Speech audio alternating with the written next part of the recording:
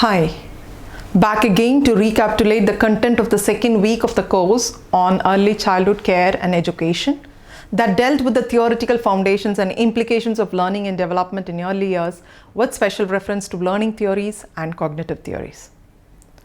Learning refers to changes in behavior as a result of experience. Kids are wonderfully equipped to learn by themselves immediately after birth.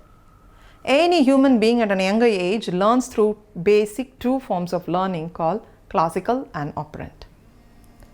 Through classical conditioning, they learn by associating a neutral stimulus with an environmental stimulus.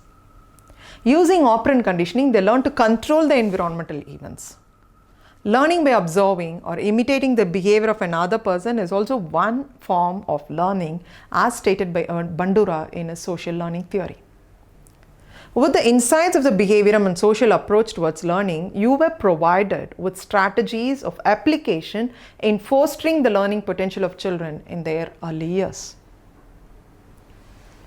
Brain, that is considered to be the prime organ for cognition, is rapid in its growth and development during the first 6 years of life. But can you quantify it? If no, then how do you measure a child's progression in its mental capacity? The only possible way is to rely on certain intelligence theory and to countercheck the said milestones with that of a child's activity.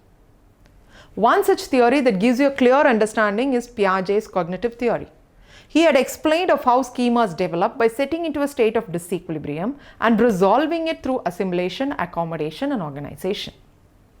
He also had explained of how the schemas change over the different stages of development in general and the first two stages, sensory motor and pre-operational stage in particular.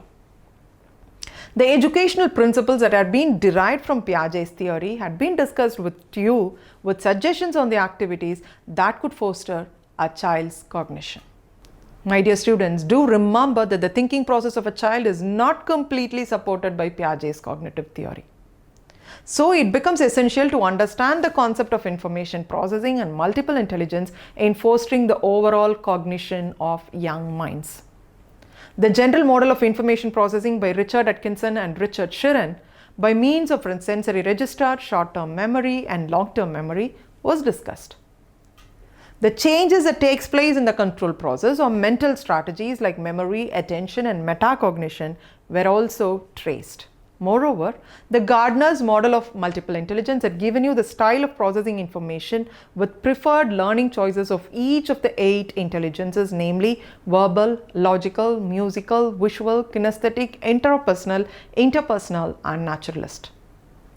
A part of the module also elaborates the identification strategies to make out the type of intelligence a child possesses and the activities that could foster the 8 intelligences in an early classroom setting. Bye as of now. Hope to meet you in the third week module.